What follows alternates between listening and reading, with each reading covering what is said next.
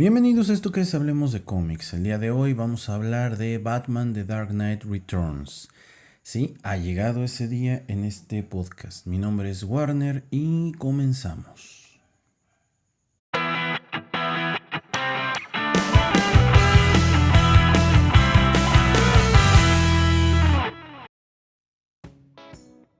Una disculpa si escuchan perros ladrando por todos lados, pero donde está mi oficina, otra de mis oficinas, porque tengo dos. A la gente le gustan mucho los perros y que ladren. Y bueno, se vuelve un desmadre el poder grabar. Pero bueno, no tengo otra más que grabar de esta manera. El día de hoy vamos a platicar de una de las dos historias más importantes del mundo del cómic. O dos de los hitos más importantes en la década de los 80. Prácticamente son dos de las historias que cambiaron por completo la manera de contar cómics y los convirtieron básicamente en lo que hoy se consideran novelas gráficas. Una es Watchmen, de la que claramente no hablaré el día de hoy porque Watchmen merece un capítulo aparte, y aparte un capítulo muy extenso. Watchmen es una obra de arte en toda la extensión de la palabra. Vamos a hablar de la obra de The Dark Knight Returns, una obra escrita por Frank Miller y dibujada también por Frank Miller, coloreada por Klaus Jansson. Y bueno, pues, ¿qué podemos decir de esta historia? Para empezar, bueno, habrá gente que no la conozca. Recuerden que este es un podcast más que nada dedicado a personas que no han tenido un contacto con el mundo del cómic como tan cercano. Para los que sí lo han tenido, pues a lo mejor hay cosas que digo que les sonarán aburridas porque ya las saben y la chingada, ¿no? Pero al final del día, bueno, yo como siempre lo he dicho, todos mis canales están enfocados a personas que quieren aprender mucho de acá y saber cómo por dónde llegarle al mundo del cómic. Es una serie limitada que ha sido reeditada varias veces. Si mal no recuerdo, la primera vez que salió fue en 1986, ¿no? Para algunos de ustedes, la pregunta es, ¿qué estaban haciendo en 1986, no? Yo tenía 4 años, 1986, 4 años. Claramente yo no la leí en su momento, yo la leí muchísimo tiempo después. Es más, se los voy a poner así, ¿sí? Quitándonos al mamador de cómics que todos traemos dentro. Si a ti te ponen esta historia y no sabes absolutamente nada de ella, te ponen una pasta dura, una pasta blanda de este producto, te lo ponen enfrente y tú lees Batman The Dark Knight Returns y medio ves la portada, te puedo jurar 1000 contra 1 que no sería el cómic que elegirías, porque lo estás juzgando por la portada. A mí en lo personal los dibujos de Frank Miller no se me hace... Frank Miller nunca se me ha hecho un gran dibujante. Hay gente que se va a rasgar las vestiduras y va a decir, no, ¿cómo te atreves a hablar de Frank Miller de esa manera? No, pues la neta es que Frank Miller no dibuja bien. O sea, a mí no me gusta, por lo menos. Creo que su trabajo se va perdiendo con el paso de los años en dibujo. Hasta pareciera ser que estamos regresando a una época en donde entre más culero dibuje Frank Miller, se ve mejor. O sea, a la gente le gusta más, pero bueno, creo que en esta todavía hay destellos como de talento, pero ya después ya no. Y te digo, pues claramente no la elegirías, no es una historia que yo hubiera elegido en su momento, ¿no? Yo me fui por la portada de Bane rompiéndole la columna a Batman, ¿no? Que eso fue lo que yo hice. Y en su momento fue una serie limitada de 4 números, ¿ok? Denme 2 segundos porque les quiero decir los títulos que cada uno de estos números traía, porque normalmente nos vamos con la finta de que, Batman, el Caballero de la Noche regresa. No, cada una de estas historias, cada uno de estos cómics tiene un nombre. El primero se llama The Dark Knight Returns, el segundo se llama The Dark Knight Triumphant, el tercero se llama La Cacería, Hunt the Dark Knight, y el cuarto The Dark Knight Falls, así se llaman. ¿Sale? Cada uno de estos está centrado en un aspecto, ¿sí? Es una historia por sí misma. De hecho, técnicamente les voy a decir algo. Si tú lo leyeras y acabaras ahí de leerlo, pues, sería una gran historia por sí solo cada cómic. Son de estas novelas que en su momento salieron en algo como un formato prestige, ¿no? En donde no eran de grapa, sino que venían, ¿cómo se dice? Empastados, ¿no? Que honestamente una versión de este cómic al día de hoy, pues no la vas a encontrar en condiciones óptimas ya que normalmente les pasaba que se desempastaban, se dañaban los bordes interiores del cómic porque lo tenías que abrir mucho para leerlo. Es muy difícil encontrar una versión de este en muy buenas condiciones, esa es la realidad. Entonces yo aquí siempre les recomiendo, bueno, como valor de coleccionista, pues sí, consíguelo, ¿no? Si lo que quieres es leerle y disfrutarle en físico, cómprate una versión en TPB o en hardcover, visita la tienda de billionscomics.shop y ahí te podemos vender una versión muy padre de esto. Entonces, bueno, para quienes no sepan de qué es esta historia, es una perspectiva muy diferente de los héroes. Mientras Watchmen plantea la pregunta de quién vigila a los vigilantes, que es parte de inclusive de la filosofía, ¿no? Romana, Batman The Dark Knight Returns nos habla sobre algo que nos va a llegar a todos. Bueno, creo que a mí ya me está llegando. ¿Qué pasa cuando tus mejores años en apariencia ya se fueron? ¿Y qué pasa cuando dejaste hilos abiertos? Hay muchas historias que ya nos cuentan esto en la actualidad, pero esta fue una de esas historias que se publicó por primera vez. Creo que una que le ganó, le antecedió y creo yo que se comenta muy poco al respecto, es 20 años después de Alejandro Dumas, o Alejandro Dumas, depende cómo quieras pronunciarlo. El creador de Los Tres Mosqueteros, pues creó una historia maravillosa, ¿no? De amistad, caballería, honor, lealtad, de estos personajes, ¿no? Franceses. Y luego escribe 20 años después, que es una historia donde vemos a estos personajes envejecidos, unos personajes que en teoría están acabados, pero que no han acabado con sus aventuras heroicas. Básicamente es la misma premisa en Dark Knight Returns, ¿no? Para quienes creen que Frank Miller descubrió el hilo negro, pues no necesariamente es así, solamente se arriesgó a hacer algo diferente. Y en esta primera historia, a ver, voy a ir dándoles detalles que a mí me parecen muy relevantes. ¿Por qué cada cómic por sí solo, ¿sí? cada parte de esta historia por sí sola es una historia en sí misma? Bueno, aprovechan el espacio, el lienzo donde van a contar la historia de una manera magistral. ¿Por qué? Porque en lugar de hacer grandes paneles o paneles largos o estas famosas, ¿cómo se llaman? Splash pages, ¿no? Donde tienes una imagen gigante. Tratan de contar la historia muy saturada, muy como lo hizo Watchmen en su momento, muy saturada. De hecho, algo que va pasando acá y que por eso a la gente se le hace a veces muy tedioso leerla, porque esa es la realidad. El que les diga que no está mamando, esa es la realidad. Vemos cuadros muy cerrados y estamos viendo una narrativa en este cómic donde vemos una historia en tiempo real y estamos viendo la perspectiva de los medios. Frank Miller y Alan Moore, junto con muchos escritores europeos, principalmente de cómics, tienen un cierto recelo hacia la televisión, ¿no? Hacia el rol que juega la televisión como medio de comunicación, que hoy el internet juega ese rol, ¿no? Y la toman como un medio que idiotiza a la gente. Sin embargo, hay que ser muy honestos, ¿no? La televisión no solamente idiotiza, la televisión plasma y marca cultura. Eso es la realidad, te guste o no te guste. Y ellos plantean que en este futuro distópico de Bruce Wayne, en sus 50 años, acabado, que tiene 10 años que dejó de ser Batman aproximadamente, pues está buscando un nuevo sentido a su vida. Te plantean también que pues todavía está ese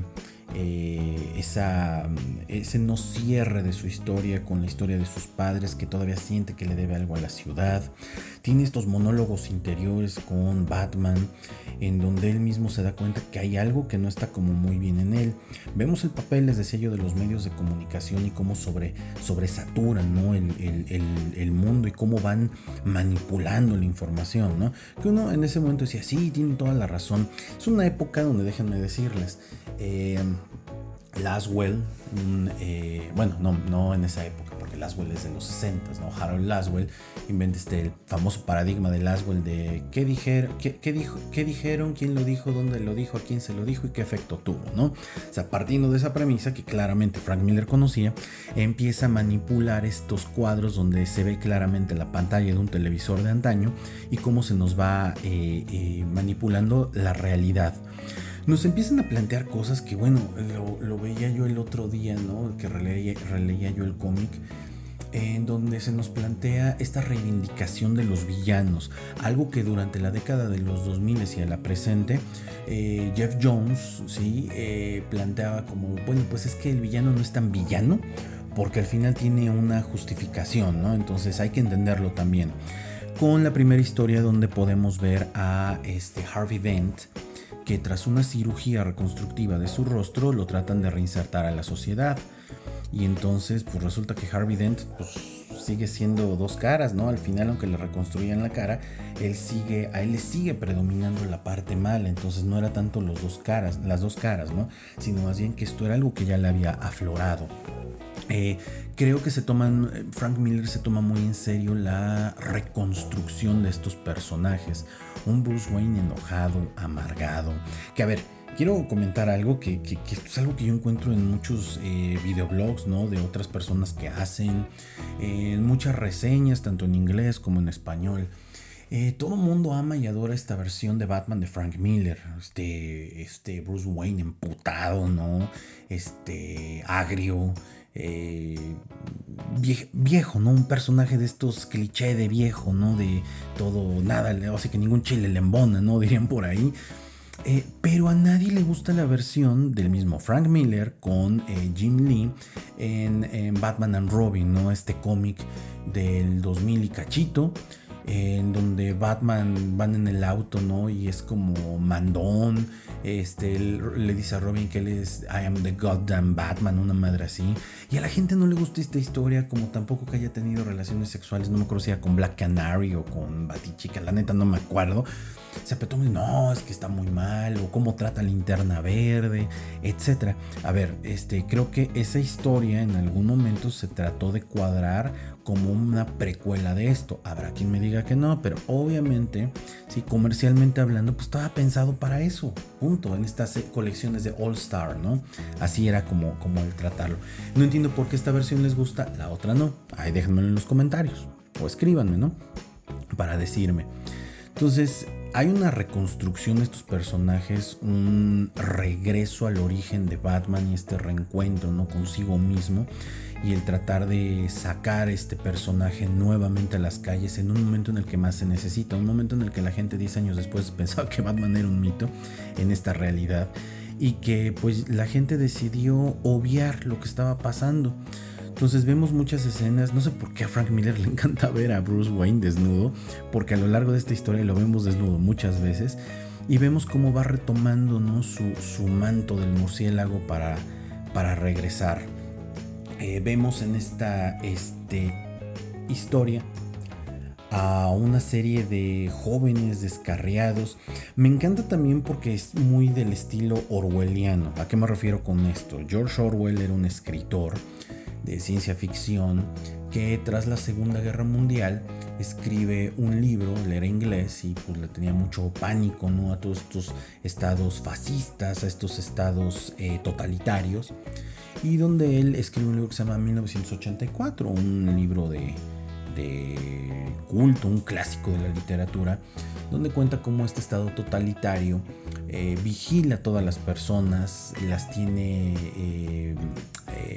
en miedo total de no tener una libertad de expresión, pero a la par de que está teniendo este rollo de no a la libertad de expresión, el lenguaje se ha convertido en algo minimalista. En lugar de decir palabras grandes, se empiezan a decir palabras cortas. La banda de los mutantes, si mal no recuerdo, así se llaman, es una banda que tiene tomada prácticamente Ciudad Gótica. Es una banda que al final del día hace que pues Batman tenga que regresar a las calles a defender, ¿no? El primer gran enemigo al que se enfrenta es a Dos Caras, ¿no? Eso es una realidad. Aparecen, les digo, también estos mutantes que son unos jóvenes totalmente descarriados, muy del estilo punk. con un léxico muy extraño. Yo me acuerdo, la verdad, no les sabría yo decir muy bien. Tengo aquí el cómic a la mano, voy a tratar de verlo. Voy a tratar de ver si por aquí aparece algo así. Pero también vi la película. Les recomiendo muchísimo. Si no les gusta leer cómics, ¿no? Este cómic les va a ser insufrible. Yo lo sé, insisto. Habrá quien diga, no manches, ¿cómo te expresas así de esta obra? Sí, yo lo sé, es una obra de arte. Pero es muy, muy densa de leer. No es algo que para un principiante sea como la lectura más recomendable. Sí, porque es muy densa de leer, es uno de los cómics más densos que yo he leído. Watchmen ni se diga, V de Vendetta peor, ¿no? ¿Cómo se llama? El Swamp Thing de Alan Moore, ¿no? Es densísimo y son más o menos contemporáneos. Pero en estas historias, ¿no? de George Orwell nos cuenta pues, cómo la gente empieza a hacer un lenguaje más sintético y concreto y con menos grado de significación. Y entonces, pues bueno, acá vemos que esta banda de los mutantes, pues tiene ese tipo de lenguaje. Y les decía yo, en la película me llamó la atención algo. Es una película que está dividida en dos partes. Si la ves en inglés o la ves en español, algunos de los pandilleros, cuando intentan atacar a esta nueva versión de Robin para este cómic, bueno, antes de que se vista como Robin, le hacen alusión a Pollito, Pollito. Le dicen Pollito, Pollito. En la película, no recuerdo aquí en el cómic exactamente el diálogo, qué es lo que le dicen estos personajes, ¿no? A la chica cuando la encuentran por primera vez. Y la verdad es que es algo que pasa netamente desapercibido. Pero, a ver, aquí encontré la página.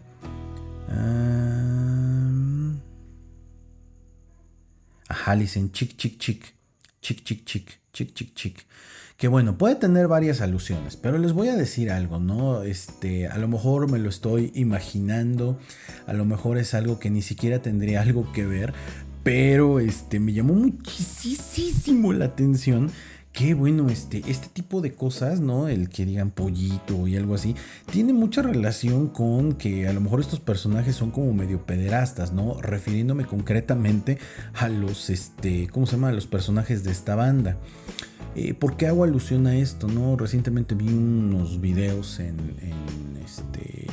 YouTube donde un reportaje de un noticiario donde te hablan de los grupos estos, ¿no? De pedófilos asquerosos que andan metiéndose a grupos y utilizan ese tipo de lenguaje. A mí en lo personal eso me parece totalmente aberrante, pinche gente enferma.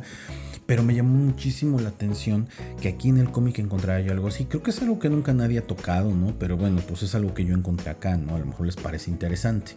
Pero bueno, más allá de eso, vamos a seguirnos centrando en la historia. En esta sí también vemos un traje de Batman muy del estilo de Neal Adams, ¿no? El traje con los vivos en azul, el cinturón amarillo, el símbolo en amarillo con negro, ¿no? Un traje muy de Neal Adams. Y pues algo que llama mucho la atención es que creo que una vez escuché a alguien que me decía, oye, pues es que esta versión de Batman parece de Botero, tú. Son como personajes muy gordos. Lo que pasa es que si te pones a analizarlo, es un personaje que durante mucho tiempo vivió, ¿no? O sea, como lo quieren representar, vivió mucho tiempo haciendo ejercicio, ¿no? Vivió mucho tiempo en forma.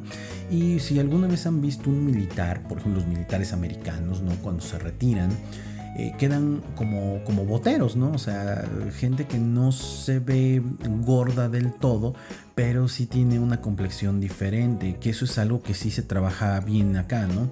El mostrarnos que es un personaje viejo, ¿no? Básicamente. Entonces, bueno, primer enemigo al que se enfrenta, pues es Harvey Dent. Es Harvey Dent. Y cuando Batman reaparece, nos van mostrando cierta historia de fondo. La historia de fondo tiene mucho que ver con el Joker. Tras el retiro de Batman, el Joker pues prácticamente murió, ¿no? ¿En qué sentido murió? Pues el personaje fue recluido en Arkham y se volvió un vegetal. Ya no tenía razón de ser porque son una dualidad. De hecho, algo que maneja mucho el cómic es que en las escenas donde hay carencia de color, Sí, son escenas, creo yo, más impactantes dentro de la historia que las escenas a color. Esto tiene algo, ¿no? Es muy, muy de manga japonés. Estas escenas sin tanto color. Otra parte del contexto es que Alfred sigue vivo, es que el comisionado Gordon también sigue vivo y sabe la identidad de Batman. En esta nos cuentan la historia de... Bueno, no nos cuentan, nos hacen un guiño por ahí a que Robin, el famoso Jason Todd, murió. Y bueno, creo que ese es un pequeño cue para lo que después veríamos con Jim Aparo escribiendo, sí, creo que Jim Aparo es el escritor, en Muerte en la Familia, ¿no? Donde Jason Todd muere, que era un personaje que nadie quería, claramente Frank Miller no lo quería, por eso ¿cómo se llama? Lo tiseo por ahí, ¿no? Otra cosa que me llama la atención es esta idea de dos caras con la cara vendada, que bueno, ahí también es algo muy importante. Ahí empezamos a ver el teaser, ¿no? De lo que después harían en la serie esta de Hush, un personaje con la cara vendada, donde todos pensábamos, ¿no? Que el personaje podía ser dos caras. En algún momento se ve, bueno, no les arruino, ¿no? Pueden... Creo que ya hice Hush en Billions TV. Dense una vuelta en Billions TV a ver si ya lo hice. La verdad no me acuerdo. Por lo menos una parte de Hush creo que igual sí está ahí arriba. La neta no lo recuerdo, pero bueno, dense una vuelta a ver si por ahí está. Bueno, el caso es que al término de esta primera parte lo que vemos es a un Joker renacido. Y entonces vemos un personaje que es un psicólogo. Una disculpa por los perros, pero de verdad está jodido el asunto aquí con los perritos. Los míos ni ladran, pero los de los vecinos están hijos de su pinche madre. Yo no sé si a ellos no les molestan, ¿no? ¿Ustedes qué opinan? ¿Tienen vecinos que tienen perros que ladran todo el tiempo? Bueno, un personaje que es un psicólogo del asilo Arkham, que juega un rol muy parecido al Comic Code de la década de los 40-50, en donde prácticamente le echa toda la culpa, ¿no? De estos personajes, de estos villanos en Ciudad Gótica a Batman, ¿no? Y ahora el regreso de Batman. Entonces, bueno, al término de esta primera historia, ¿no? Aparece también este personaje de el nuevo Robin, es una niña que decide tomar justicia por mano propia, porque decide que no quiere una ciudad así, no quiere vivir con miedo, y decide que bueno, ella va a trabajar con Batman, ¿no? O va a ser un nuevo Robin, aunque no haya un Batman, porque no se ha dado cuenta que Batman regresó. Y bueno, pues en esta primera historia, pues gana Batman y Dos Caras pierde. Al término nos hacen alusión a los mutantes. Una banda que ya les dije de mafiosos, ¿no? Y pues bueno, Batman lo que hace es que decide pelear contra este grupo, ¿sí? Y decide poner una, ¿cómo se llama? Una raya, ¿no? Con ellos. El líder de los mutantes es un personaje sumamente violento, extremadamente fuerte, brutalidad en toda la extensión de la palabra. Si no lo habían notado, pues es un personaje que posteriormente será la inspiración indirectamente para el personaje de Bane, porque vemos a Batman pelear contra este cuerpo a cuerpo, ¿no? Un personaje joven contra un personaje muy viejo, ¿no? La manera como pelea contra ellos, ¿no? Es una manera muy interesante en la que Batman gana adeptos con la gente joven que necesita una figura de liderazgo.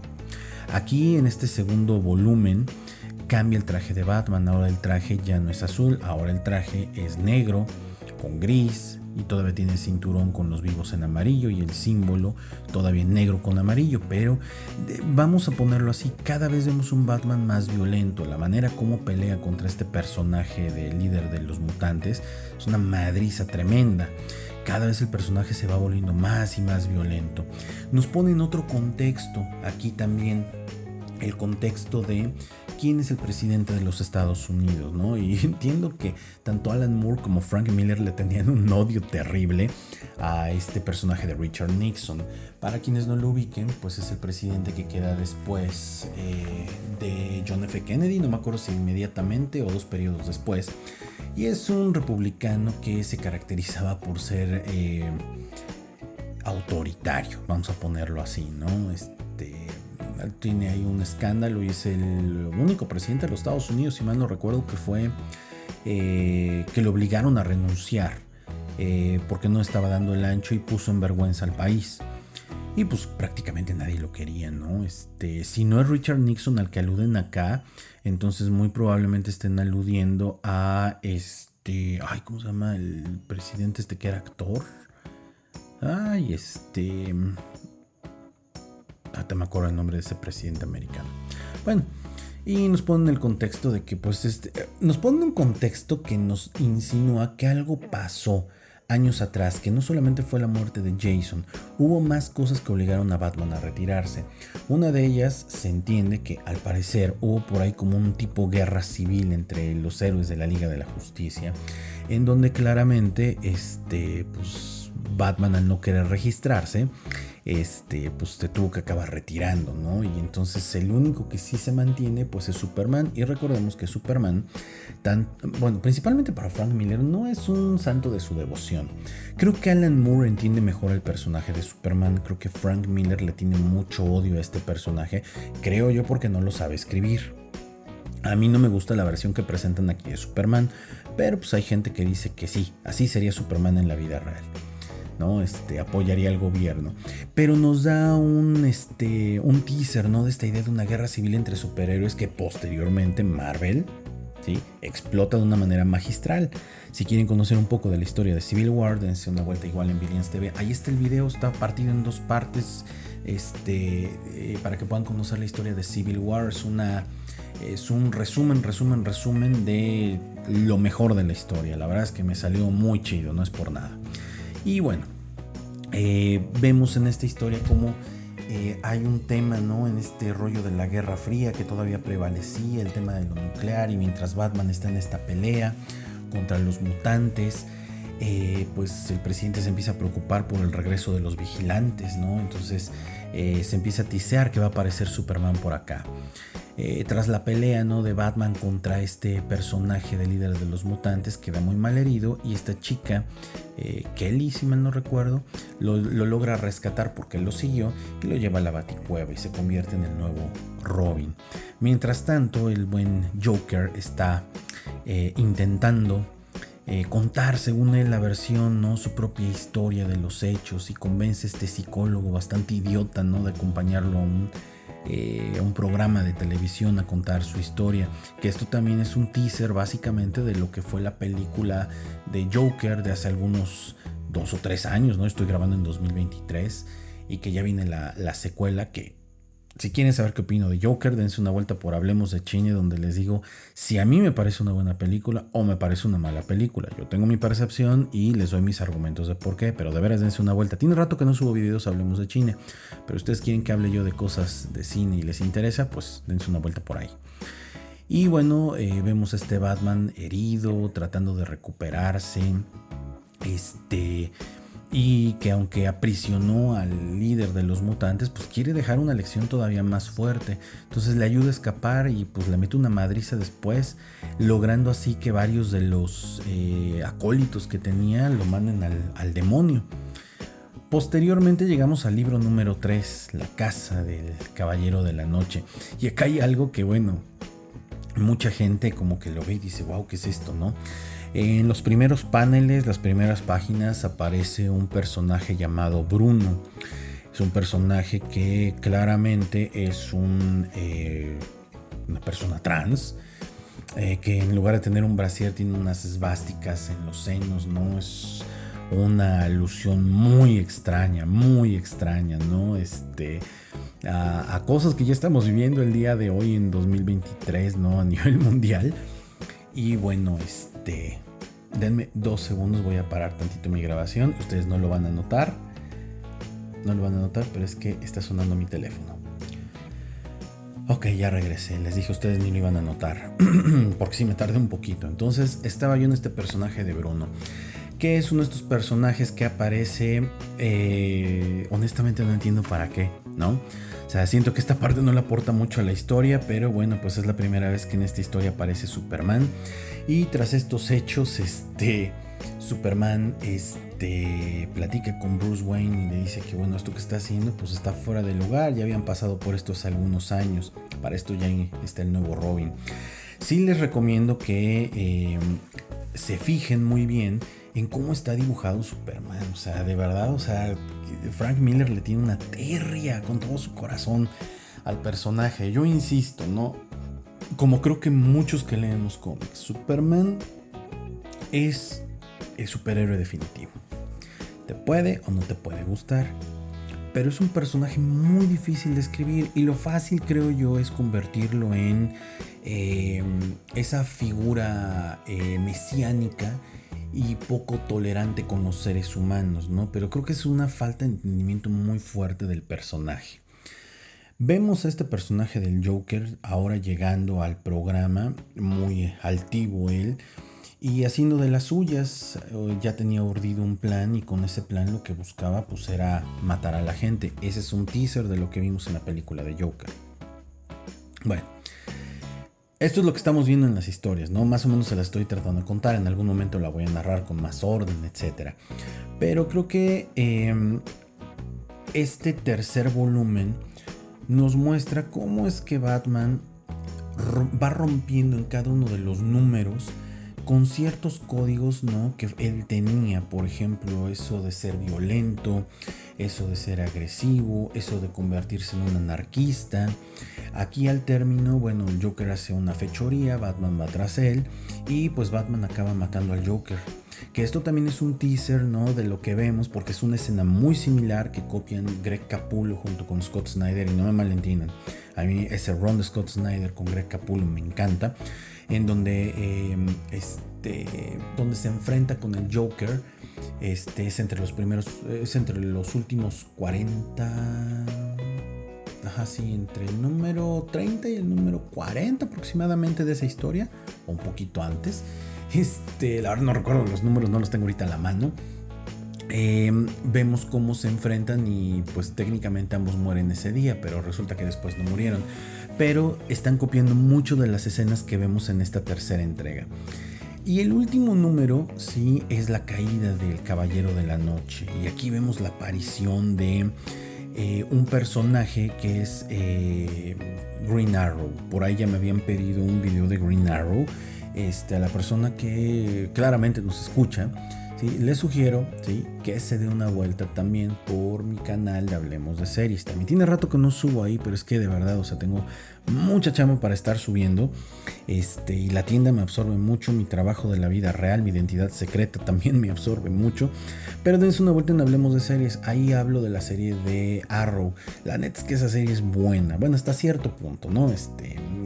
Gustos se rompen géneros. Yo no la he podido terminar de ver por falta de tiempo, pero me quedé hasta la temporada 6 y por lo menos ahí les cuento si vale o no vale la pena. Mi canal se llama Hablemos de Series, lo pueden encontrar como canal o lo pueden encontrar como podcast. Y bueno, aquí aparece Green Arrow y pues Green Arrow aquí se da a entender algo que después y con el tiempo iremos viendo, esta relación tan difícil que él tiene con Superman. Y que bueno, también la tiene con Batman, pero al final del día acaba trabajando con Batman. Y vemos como un conflicto de Guerra Fría escaló a proporciones de que sí se lanzó una bomba atómica con ¿cómo se llama? La Unión Soviética, hoy extinta, con el fin de ponerle un alto, ¿no?, y ponerle miedo a los Estados Unidos. Y justamente con ese lanzamiento de la bomba atómica que afecta prácticamente al mundo, pues Batman debe de salir a cuidar su ciudad. Y entonces aquí ya vemos un traje totalmente negro, ¿no?, con sus vivos en gris, pero ya es un Batman totalmente diferente. Ya inclusive se ve hasta más pesado, ¿sí? El dibujo empieza a cambiar mucho y empieza además a tener mucho más colorido. Es decir, contigo más colorido hay más colores, ¿no? Pasamos del blanco y negro grisáceo a empezar a tener más y más colores. Vemos cómo Superman es o puede ser muy afectado por el tema de la radiación, pero también esto ayuda muchísimo a Batman cuando se enfrenta a él, cuando el presidente de los Estados Unidos manda directamente a Superman a detener al Caballero de la Noche.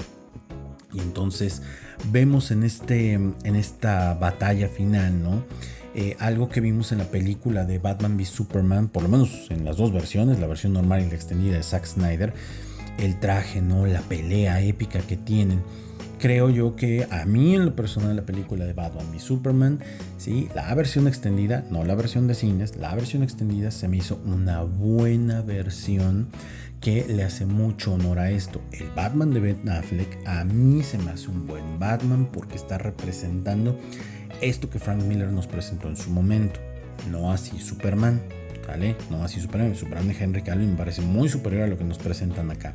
Pero bueno, creo que en este cómic la función de Superman en esta dualidad, ¿no? Entre Batman y Superman es muy buena. Hay una página, no sé exactamente qué número sea en el cómic, pero sé que en las versiones compiladas debe ser como la 190, donde vemos un golpe épico, una media cuartilla de la página, ¿sí? Donde Batman con su traje le mete un potazo en la jeta, en su mentón a Superman. Esa escena posteriormente, ¿sí? Va a ser copiada por muchos artistas. Lo vamos a ver en Old Man Logan, lo vamos a ver en Civil War. Este dibujante, el escritor es Mark Millar, pero el dibujante es se me fue el nombre del dibujante de estos cómics. Bueno, le hace mucha referencia a estos golpes. Le encanta dar estos golpes, ¿no? Inclusive también lo vemos en Civil War. Sí, ya lo había mencionado en Civil War. Este tipo de golpe. En cuanto lo vean, lo van a reconocer. De hecho, lo voy a poner como la portada de este episodio de podcast para que sepan de cuál estoy hablando concretamente. Y bueno, al final de esto, en este cómic, Batman le da una golpiza monumental a Superman solamente para decirle algo, ¿sí? Porque al final de esto Batman cae, pero no derrotado por Superman. Batman cae porque así estaba planeado. Y le dice que todo esto pasó para demostrarle que él es el único que lo pudo derrotar y siempre lo recuerde. Vamos al funeral de Batman y entonces pues nos damos cuenta que en realidad no murió, era un plan para seguir trabajando desde las sombras con sus nuevos acólitos que antes eran los mutantes y ahora son pues los hijos de Batman, una madre así. Si se dan cuenta, es una historia muy densa para 4 cómics. Muy densa. Y eso lo hace muy bueno. Hoy yo veo que muchos dibujantes necesitan 100 números para contarte una historia. Frank Miller tiene esta capacidad muy buena. Y además, como pues siempre pensó Frank Miller que era muy bueno dibujando, pues se aventuró a hacer esto. A mí Frank Miller dibujando no me gusta. Frank Miller escribiendo se me hace magistral. Creo que esto con otro dibujo me hubiera gustado más. Pero bueno, yo quién soy para juzgarlo. Al final yo solamente hablo de cómics. Al final tú tienes la última palabra de esto. Espero que esto te ayude a que si en algún momento quieres Batman, El regreso del caballero de la noche, te animes a comprarla, principalmente aquí en www.villanscomics.shop, la tienda del coleccionista de cómics. Pregúntanos, si no lo tenemos, tratamos de conseguírtelo. Yo fui Warner y espero que este episodio les haya gustado, les di algunas ideas, ya tienen en qué pensar, diría Dross, esta noche, antes de ir a dormir. Nos vemos. Chao.